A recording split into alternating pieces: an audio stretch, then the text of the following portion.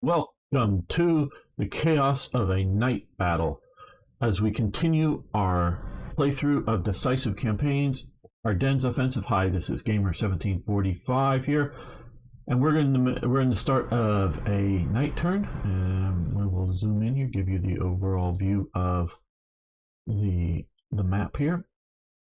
Been getting a few more questions after the tutorial video, so if you have a whether it's going to be a quick question or something that needs a tutorial video on, please post those below. And hey, if you're new here, hit that subscribe button and whatnot. So yeah, asked about the counters, and I did quickly look into it. I think it's under units here. Yeah, you can switch to NATO counters if you want. I like NATO counters. I'm going to, for the moment, continue with the silhouette counters, as they're called. But you can do the NATO. Right. As per our the tutorial video on counters, we can see that this unit here, and we can sort of look and see, is cut off from supply. Has plenty of supply. It's still green. Has no fuel because it is a walking unit, not even a horse-drawn unit. And so it's doing just fine, but it is cut off. It will not receive any more supply. Now, as we can see from here, these do have a forward zone of control, but I want to say this very much from reading about this game. There is a very real fog of battle. These are sort of to some degree soft zones of control. I don't know how much yet, because I'm still new to this, how much it'll sort of flip, because you can see here the line here, and then it's extending down into here. Will happen, but will show or change. But you can have, this is obviously a pretty tight scenario here, but you can have units slip through, slip around, and that you may not notice them yet because they've not entered like a harder zone of control, like would be an occupied town or some such. So just keep that in mind. One thing I think I want to do is look at, I'm going to read up a little bit more before making it, is a tutorial on cards. Cards are, at least for any actual physical tabletop game, came along way after I stopped playing tabletop. And just converted over to computers. Just why change? Don't have enough people locally to play with, and playing against the computer is better than not playing at all. And then there's also ones here that will affect this guy for his division that we could play, or we can come down here to the corps commander, and he has some. So visit an HQ and increase morale of all subordinate units. Well, yeah, this is low organization morale kind of thing here. So maybe we should at some point, because this is way down here at 7. That's at 4, so where this is at 36 strength. So just sort of keep some of that. We might do at some point. Okay, so I've decided not to make any attacks during night at this point because we're doing so well, but I do want to, shall we say, wake them up in the morning. Oh, I got some opportunity fire moving through the dark. Okay, but we're all good here. And we found them there. Now, I would have thought these guys would have just been seeing in there, but no. Okay, so they've moved up. I think we're going to move here with them.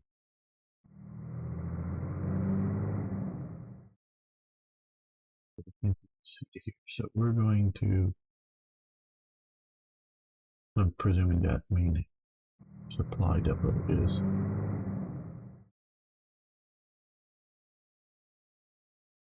Move these guys up here. Okay.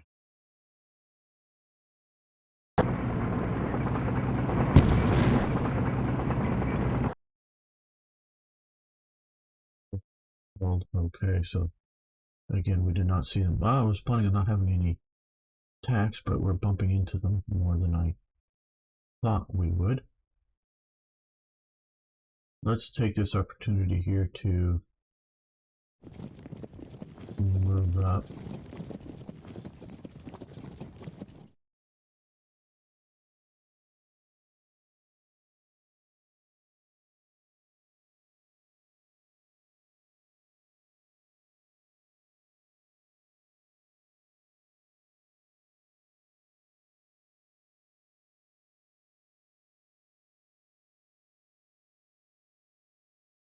I'm going to use the knight to cross the bridge here. We're going to then up these guys to here.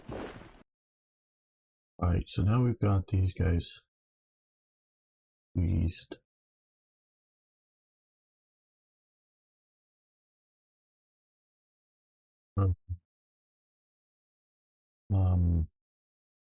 Acting forces ranged attack, yeah. What I want. They're giving odds, but I don't know what they're expecting. Counter bombardment of any sort. But okay, so just figured give them a tough time through the night.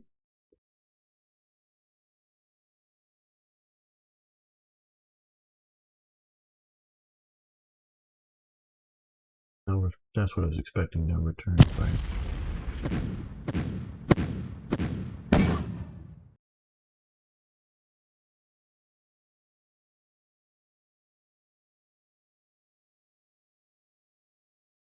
Now, just to give some of my reasoning here. These 75 millimeter, these are Licht Infantry Geschütz, LE for light, IG, so that's light infantry gun, little 75 millimeter, really nice little fast firing infantry support weapon, but not a howitzer, and 120 millimeter mortars. Yeah, this is probably a bigger boom when it impacts. This is more precise, quickly shooting type weapon. Yeah, like if 120 millimeter mortar lands right on top of and detonates right on top of a tank, yeah, it can, probably knock it out. A near miss probably isn't going to do anything to it if everyone's closed up in it, shall we say. But this will really, affect things like infantry. And I'm just presuming for the moment here that the developers, take all this into account. I have no reason to believe not. But this is a 75 millimeter howitzer on a half track. But these are open top and exposed infantry, so they're going to get hit by that. Where here with these, with 105 millimeter howitzers now, those depends on how close and depends on what, but even near misses can, and I say knockout because knockout doesn't necessarily mean destroy, because there was a whole program I remember seeing an interview years ago now of somebody talking about I guess he was working at least part of the time in a Sherman sort of recovery, refit, whatever type unit or duty that they were doing, and explaining how they were taking knocked out Shermans. This was, in France, and getting them back operationally. And they said that no matter how much you sort of cleaned and scrubbed, and then they would paint over it, you would still smell the remains of dead humans in there. That you never got it fully out of the tank. So when they were issuing them to new crews, so I don't, knocked out doesn't mean destroyed. It means knocked out of action. Could be, a round punching in to somewhere, and the crew's fine, but it knocks the engine out, and so the crew goes, well, tank, don't move. There's enemies shooting around here. Let's, get out. And then, since the Americans were mostly winning the battlefield, they, come along and, figure out, oh, well, hey, yeah, we just fixed this, pull out this engine, stick in a new engine. You're fine. Sure, you've got a hole in your armor at that one spot that may not get fixed, but you're probably not going to be hit in that single spot again. And if you're being hit by whatever punched a hole through it, it don't really matter because it's just going to go through anyways.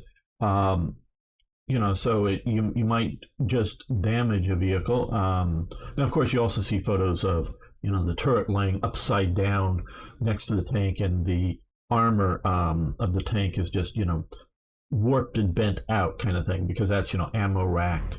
It hits the ammo rack, it just huge explosion inside. And you've got a pile of scrap metal there with maybe, road wheels and a few other pieces that could be salvaged, but it's, it's destroyed. So a lot of these vehicles were put back into action during the war.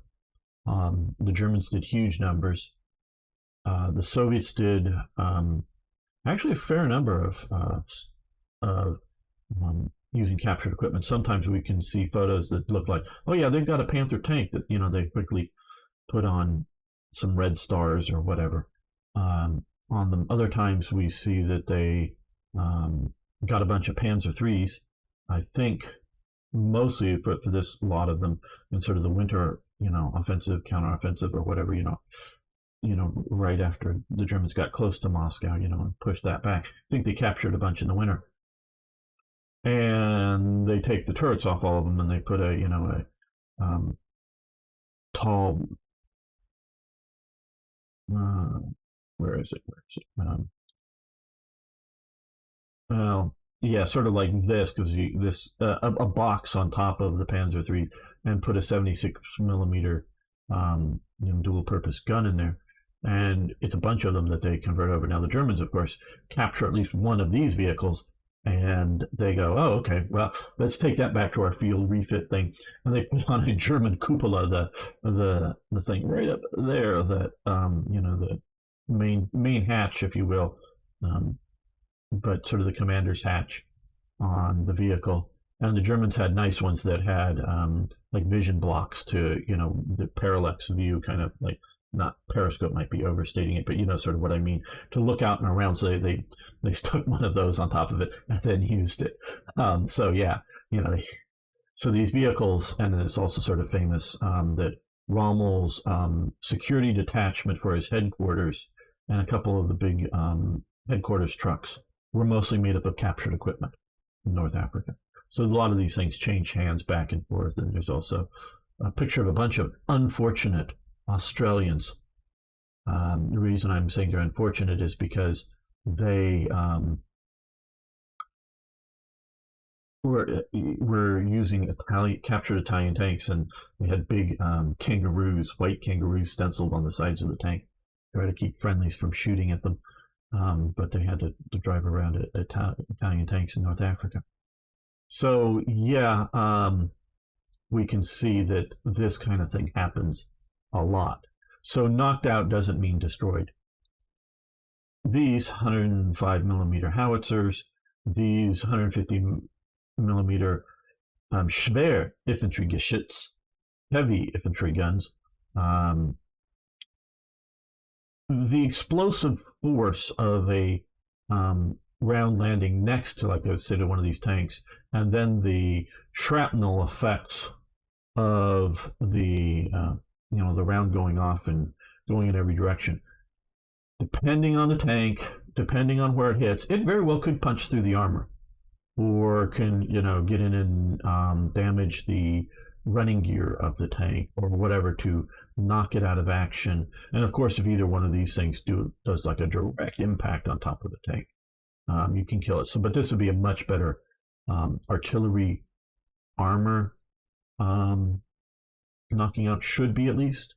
So we're going to go with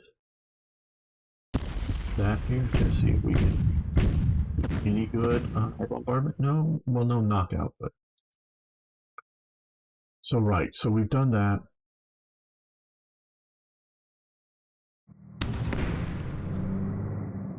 Here, nope, we were pushing into the teeth of them at night.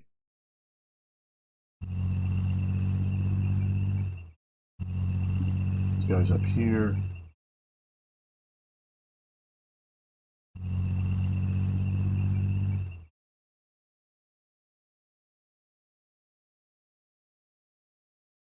I think we need to support these guys that are pushing deep, so we will come up to here with that.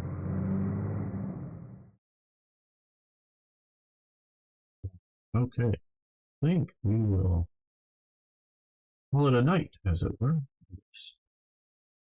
Round, describe it.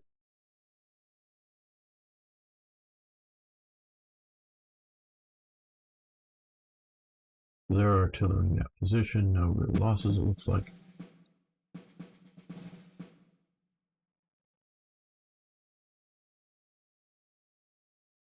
It looks like unless something radically changes, meaning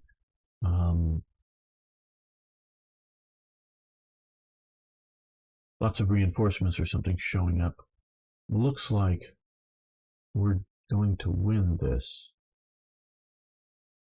It looks like, but I'm gonna say, oh well, you know, okay, like I say, unless, and this whole thing, because I, like I say, this is my first game of this at all. Whether we should be pushing this far forward or not. Okay, so we've effectively affected a river crossing here.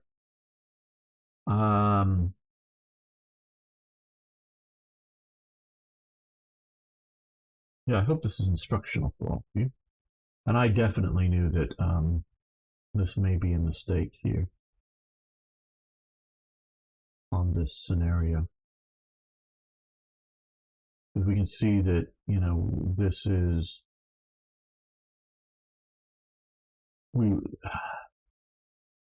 this is not insurmountable, but man, this is getting bigger. So here we're going to we're gonna retire back to here. This is other than threatening this side, and we were out of supply connections. Falling back like that will help here. We can always push back.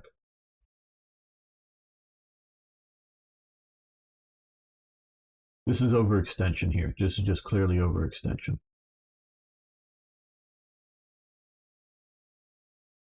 I'm not going to give up the man, we just really can't see what is in there. We're just over it now. Capitulate, out of action points, out of action points. So they hopefully retire. Okay, well they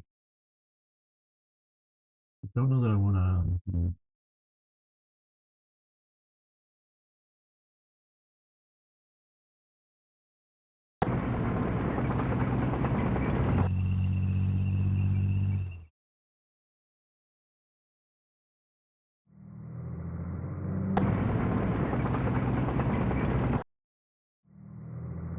Falling back. We're falling back. You don't have to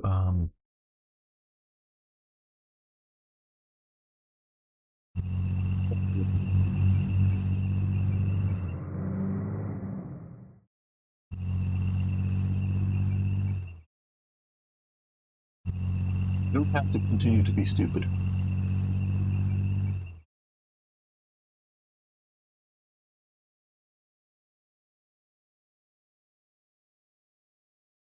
Pack 75s. Or I mean pack 40s with 75 millimeters. So those are pretty good.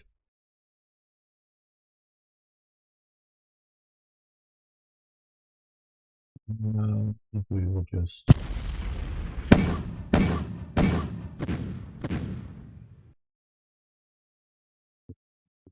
bit Yeah, I'm going to burn some more ammunition here. Oh, they're thinking it's going to be.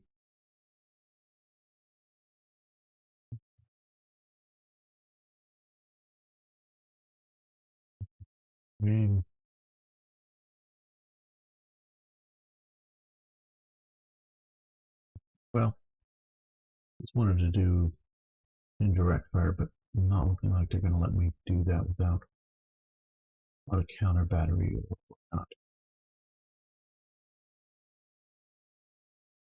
Trying to evaluate these units. Okay, so these have 12 flak 88s.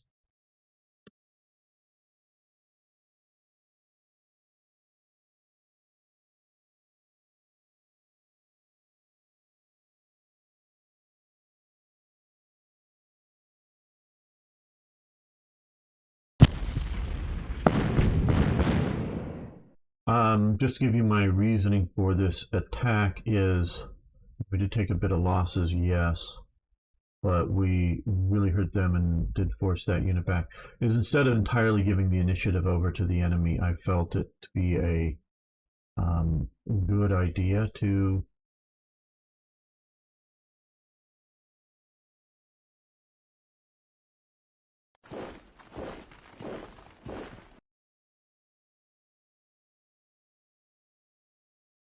you know you know if you let this force all come and surround this one unit, all these guys, and they then just, defeat it and then move up to the next one and, defeat in detail. If you let them have the entire initiative, they can come and overwhelm you. But where I thought we would have a good exchange rate of, casualties for enemy, I should have probably done artillery prep before that. You guys can learn from my mistakes. I'm happy if you do so. Yeah. But I thought it would be a good idea to weaken the force while we can. And yes, it would also be not a bad idea to concentrate artillery or attacks all on one unit here, and like all on one of these. But by doing some of this, I hope we're degrading their forces well enough.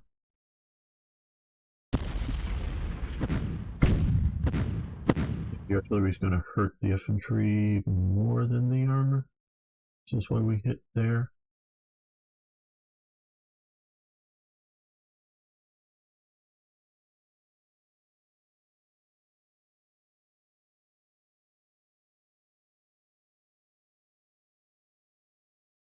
Here, I think.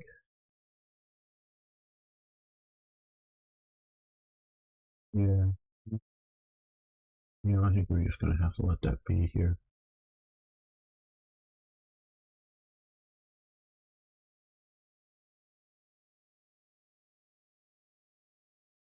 I didn't expect all that armor.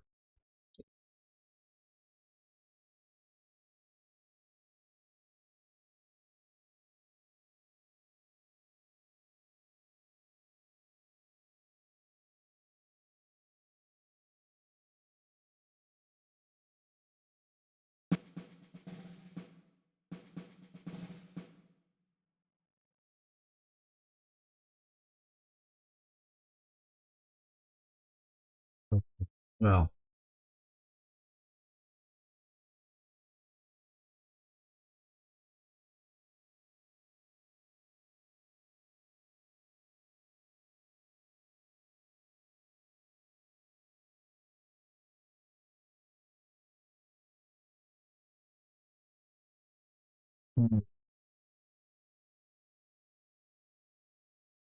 looking to be okay. A lot of armor here. We're identifying here. Gunbow. I mean, that's almost nothing, but that's a bunch. Maybe more to this than just one Greyhound. Well, maybe not. I don't know. Don't know how good our reconnaissance of that is.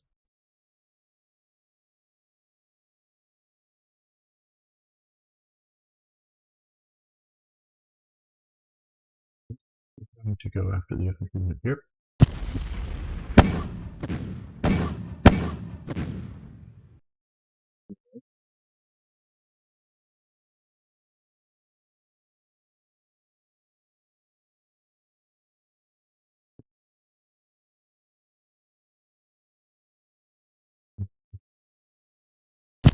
That. Don't know if this is more damaging than just firing each of these units individually. Doing the same amount of using the same 2 units on them, but doing them combined or individually, I don't know. But obviously, we've knocked out a few vehicles for the expending of ammunition here.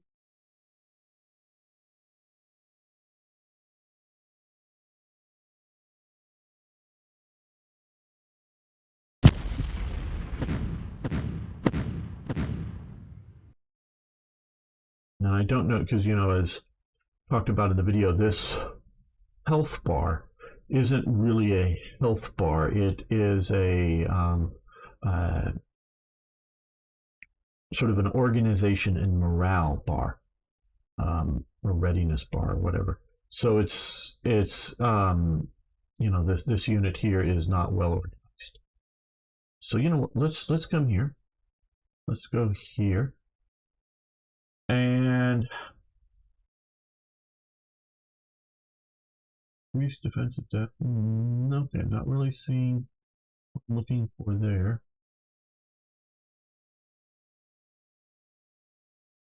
Visit HQ of. Yes, we're gonna play this card. Do we play it there? Cannot play. Is it played? Yeah, okay. We're gonna play it here and visit DHQ and see how we can help with that unit.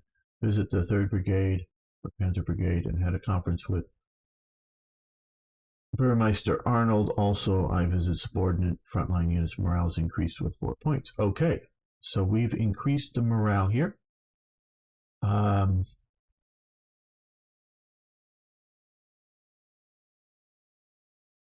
That is a headquarters. That has some headquarters guards, but I don't, and is able to defend itself against this particular infantry unit. But I don't see a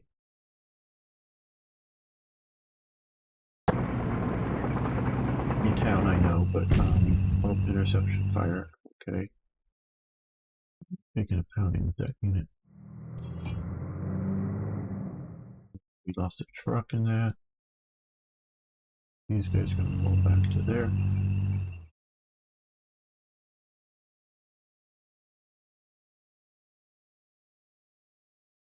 I don't want this unit to sit out here and get isolated. So, yeah, I think into the forest there would be a good move.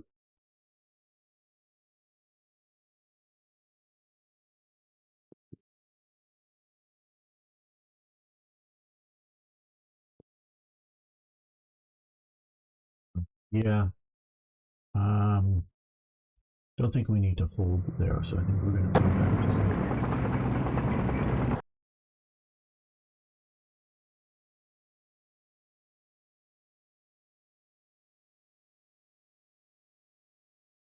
I think they fired this turn, so let's get there where I think we have more chance of doing real damage. Yeah, oh hey, look at that. That hit him pretty hard.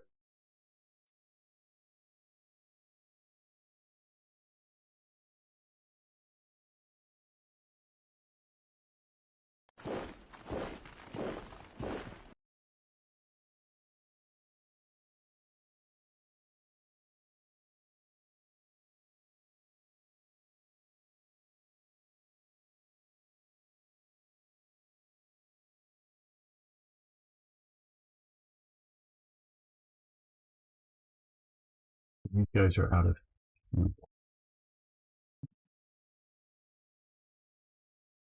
supply. Well, hopefully that will, and these are in red supply. Those are in red supply. Hopefully that will change now that we're back a little bit better. We will see.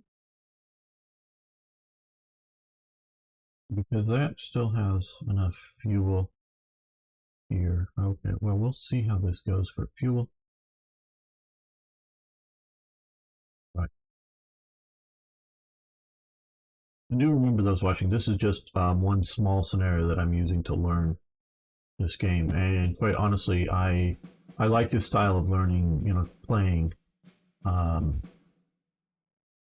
over reading manuals and getting it all down myself and knowing everything and then going and playing. I'd rather just go through a learning process. Okay, well, now we can see here. Remember, these were on either blue or red for fuel levels and supply income, and they're back to green. This is, again, if you didn't watch the thing, this is how this little block or square up here is how well supplies are getting to this unit.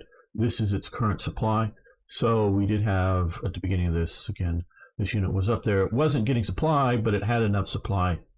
Now they are behind a river with a bridge, facing off against a possible Sherman attack, and they have some Panzerschreck. So, yeah, maybe okay. Not as good a situation here with some Pack 40s, 7 of them. I would not want to be the a force coming at this, whether coming across the bridge or any sort of river fording. I'm not, because obviously these rivers change, and I think I can look in the manual and see some of these I think are crossable. This may be crossable. That looks thick or not. These streams obviously are, but they slow up or give a defensive bonus. So there's I think 3 levels of rivers or streams in this game. Don't know which. But I would not be wanting to do any sort of river crossing in the face of 7 Pack 40s. Even if you're coming at them with 40 tanks, yeah, you're going to make it across and you're going to probably be victorious. But you're going to take significant casualties if they're well sighted. Now, of course, if you're America, you very well may get artillery down. I'll sort of end with this. I remember some of this, and I think this is somewhat apocryphal and after the war, but a bit of a sort of truism or saying or whatever. This is sort of regards to the late war. If you see some movement, some guys in the the forest over there, and you can't quite tell who they are, what you can do is you can fire a few shots at them.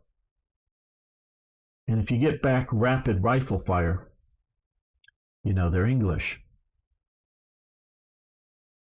If you get back machine gun fire, they're Germans.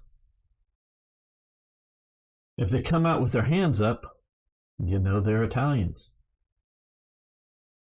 Don't know what the Russian one was, if there was one of this. If all you get is silence,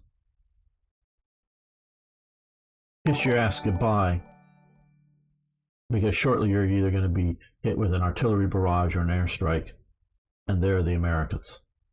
So that was sort of the, if you will, the American way of war. It would be to, oh shit, boom, boom, they've got, Pack 40s here.